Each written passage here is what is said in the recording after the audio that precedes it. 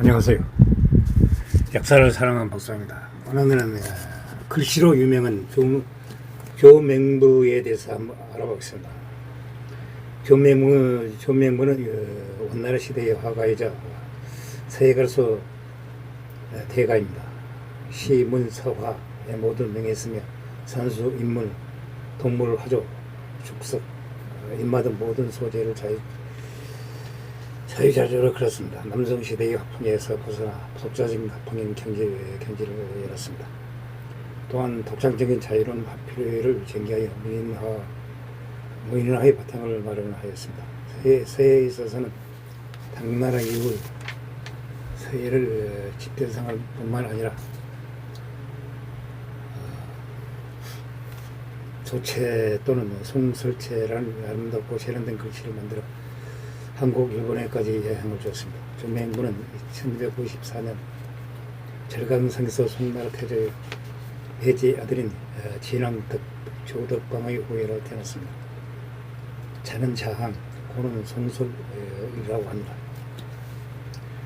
1280년 원나라 조정에 출사하였습니다. 1289년 절강성 출신의 건두순과 결혼해 아들 정을 두었습니다.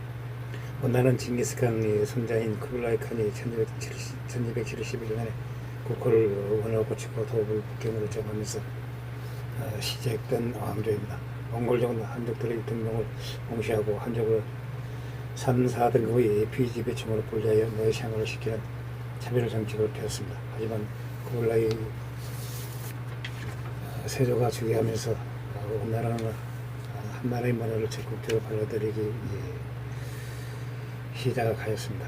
중국 대륙을 보다 효율적으로 정착하기 위해 한족의 지식인들을 규명하기 시작하였습니다.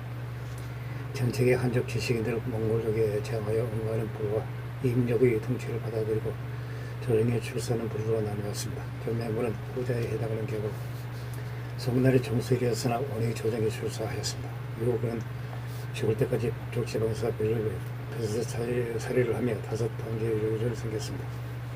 특히 인정청을 받아 당시 폐설의 한림막사 영록대법까지 이르렀습니다. 그는 1422년 63세의 나이로 세상을 마감했으며 68세의 나이로 세상을 마감해서 죽은 후에는 무공에 봉해졌습니다. 교맹부는 산수, 인물, 동물 등 모든 분야의 그림에서 뛰어난 성공을 이루었습니다.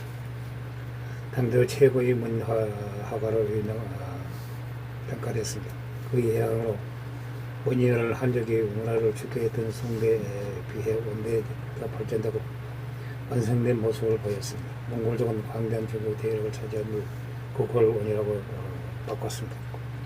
정월 역대 왕족의 척도를 잇는 전통 왕족을 포명했으나 문화에는 크게 관심을 가지지 않았습니다. 이런 회화에도 마찬가지였습니다. 원의 정치가들은 따로 화한 제도를 두지 않고 불에 따라 화가들을 부려먹었습니다. 이런 항해사 회화 특히 문인화가 발전할 수 있었던 것은 당시 한족 문인들이 만국의 사람이 회화를 승화됐기 때문입니다. 한족에 맞는 문인들은 자신의 정치의 뜻을 펼칠 수 없는 한탄스러운 심정을 그림으로 표현하였고, 이러한 문인화들이 결국 회화 양식으로 자라져와 원나라 시대뿐만 아니라 중국 회화에서 중요한 위치를 차지하게 되었습니다. 문인화와 전성기라고 부를 만한 원대의 화단을 이끈 사람은 전성과 교맹부였습니다. 전성이라는 사람은 조명과는 달리 충제를 지키고 원의 분에 응하지 않는 한족 문인이었습니다. 교맹부는 당대의 회화로 돌아가고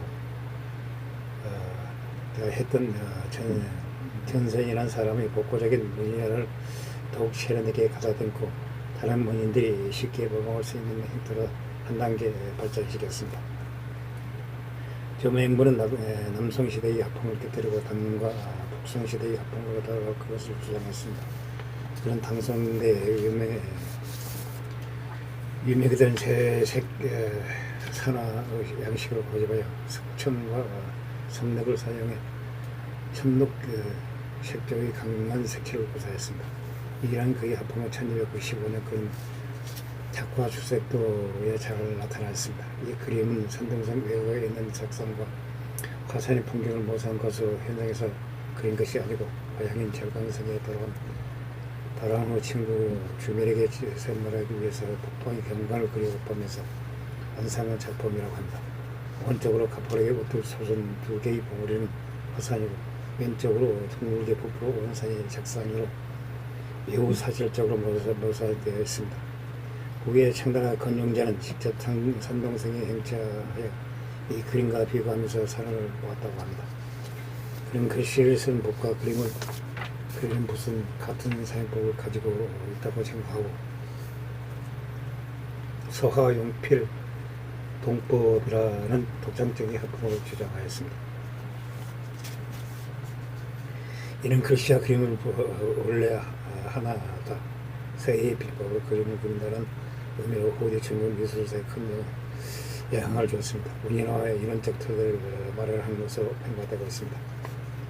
그의 그림으로서는 중강, 첩장도, 사마도건, 강촌, 어락도 등 여러 가지가 있습니다. 조명물의 사이에도 뛰어났습니다. 중국의 사이는 북송교부터 세대하게 접어들었으며 문화적 후원이 부족했던 원나라가 중국 대륙을 차지하면서 겨우 명문만을 의지하는 수준이었습니다. 송나라 사품이 제대로 전해지지 않는 상황에서 그의 청년은 송고정의 사법을 배웠고 후에는 왕해지의 시대로 돌아가야 한다고 주장하면서 왕해지 사법을 지었습니다. 그는 왕해지의 심리적인 사법을 연구하여 자신만의 것으로 소화해 아름답고 세련된 자태의 독창적인 글씨를 만들어냈습니다. 조체 또는 송설체라고 불리는 조명부의 글씨는 완전히 심리주의적 양식으로 가진을 하고 그러나 하면서도 우아함이 느껴지는 것이 특징입니다. 그런 정서, 예술, 행사, 초서 등 모든 사체에 대놓습니다. 당대 최고라고 평가받았습니다. 후대도 지대한 영향을 미쳤다고 합니다. 그의 사체는 청의 건용제가 음악할 정도로 후대까지 사랑받았습니다. 그리고 조선 일본에도 영향을 줬다고 합니다. 조명문은 전부적인 소치를 타고나기도 했지만 역대 어느 시 서예가보다도 많은 노력을 한 인물입니다. 어린 시절부터 그는 매일 새벽에 일어나 온갖 집을 정갈히 하고 글씨 연습을 했는데 날마다 적게는 몇천 자에서 많게는 몇만 자를 쓰는 생활을 수십 년간 계속했다고 합니다. 또한 많은 고소첩들을 수집하여 이를 전부 모사했습니다. 스스로도 평생 15만 장 이상의 청과 종이를 썼다고 말했습니다. 그의 사회작품은 이중복명, 척독과 그가 여행객의 우연히 얻은 왕해지 난정서 탁본을 13일 동안 매일 보며 느낀 점을 기록한 난정첩 13 등이 있습니다. 조명으로 송나라가 멸망 후에 호주에 숨어 살았으나 온 낭령일 근전일기 불임의 조정에서 출사해 연달은 세월을 살았습니다. 그러나 노년의 건강상의 이유로 인종의 부름을 거부하고 시대적 상황으로 인한 자신의 출사를 관상한 그림을 그리기도 하였습니다. 이런 노력과 반성에도 그는 송나라 태조의 후손이면서 송에 대한 충정을 지키지 않고 원나라의 고위층 관리가 되어 원나라를 상대하는 비난을 비켜가지 못하였습니다. 그러나 그 원대의 작박한 문화적 환경에서 문제를 발달시켰으며 그제가는 서해의 새 생명을 불어넣었다는 점은 높이 평가되어야 할 것입니다. 조명군은 송을 강호가 조광률의 12도서입니다. 황조가 수도했던 남송의 몽고 군대와 서로 대치하던 시기에 지금의 저장성에서 태어났습니다. 남성의 고위를 관리했던 부친은 15세 여였습니다. 25세 남성이 멸망하자 그리는 의혹이 쏟지만 형태가 바깥쪽으로 상당히 한감이 지었습니다. 부친이 하루는 눈물을 내비치며 신신당부하였습니다. 나는 서자가 태어났다. 어린 나이에 부친과 사별했고 지혜그런 왕족까지 바뀌었다. 집안의 경제적 형편도 궁핍해졌다. 하지만 시로도선 원나라도 결국 한족 인재로 등록할 수밖에 없을 것이다. 한국이 김의 때를 기다리면 기회가 찾아올 것이다. 5천인 논문의 자극을 받은 정명문은 심기일전하였습니다. 제명은 유학자에게서 고급 악몽을 일으키고 화가 전선에서 그림을 배우며 약 10년을 보냈습니다.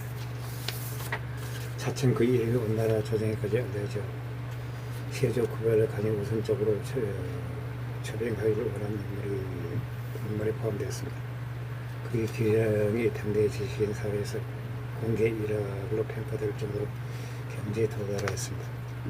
조명문은 3대 중반에 지금의 베이징에 도착해 세조의 총애를 받으며 중앙정부에서 관료 생활을 하였습니다. 그러나 세조가 고령이 되자 조정은 심한 혼란에 빠졌습니다.